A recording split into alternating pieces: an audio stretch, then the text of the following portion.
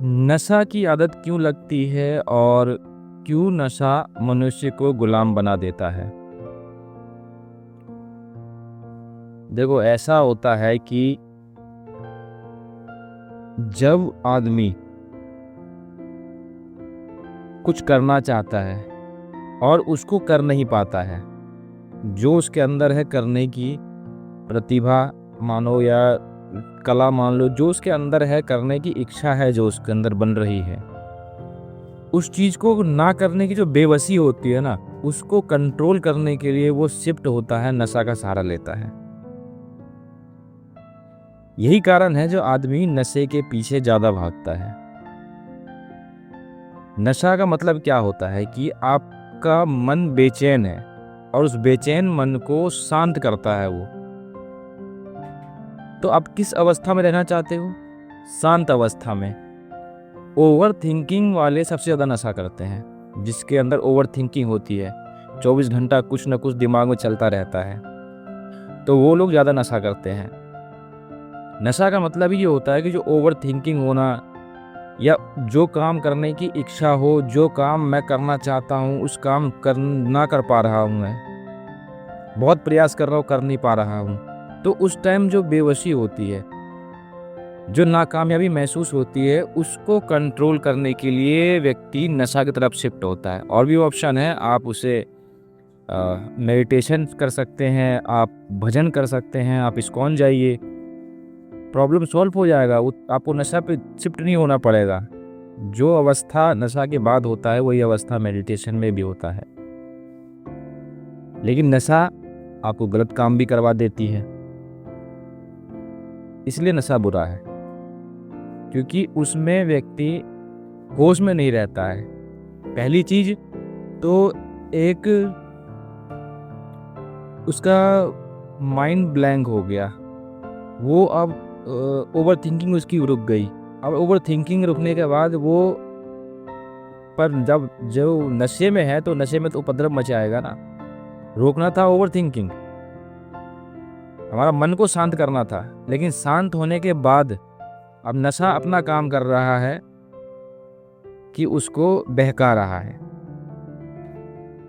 नशा सबके लिए बुरा नहीं है। बहुत से ऐसे लोग हैं जो वो उसके अंदर बुराइयां हैं, बस उसी को वो बढ़ा देता है, वो जो तुम्हारे अंदर है उसको बढ़ा देता है वो। और जिस चीज़ को तुम इग्नोर करना चाहते हो, बस वो चीज़ इग्नोर कर देता है। इसलिए ज़्यादातर नशा करता है आदमी।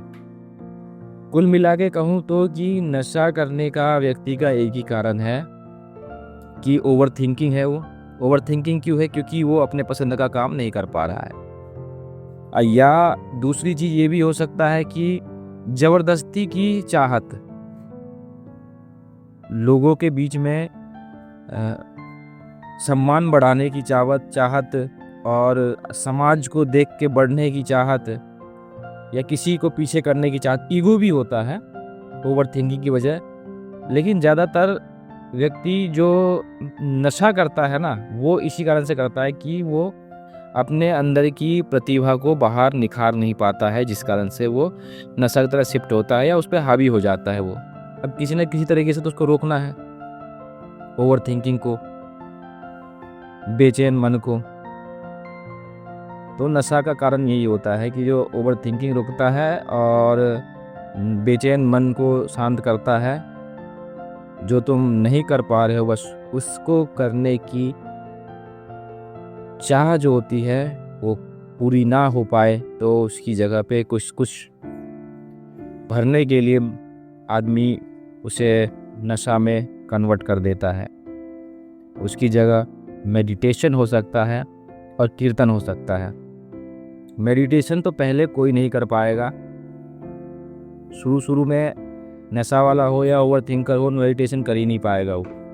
उसके लिए सबसे अच्छा है कि जो वो किसी कीर्तन में जाए, किसी भजन कीर्तन कहीं हो रहा हो वहाँ कीर्तन में जाए।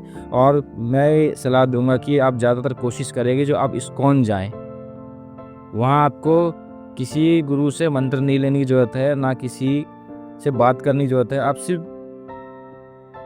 कीर्तन में जाके बैठिए और वापस आ जाइए। ना पूजा करना, ना पाठ करना है आपको, कुछ नहीं करना, बस कीर्तन में जाके बैठिए और वापस आ जाइए। आपका ओवर थिंकिंग और आपकी समस्याओं का समाधान आपका मन खुद निकाल लेगा।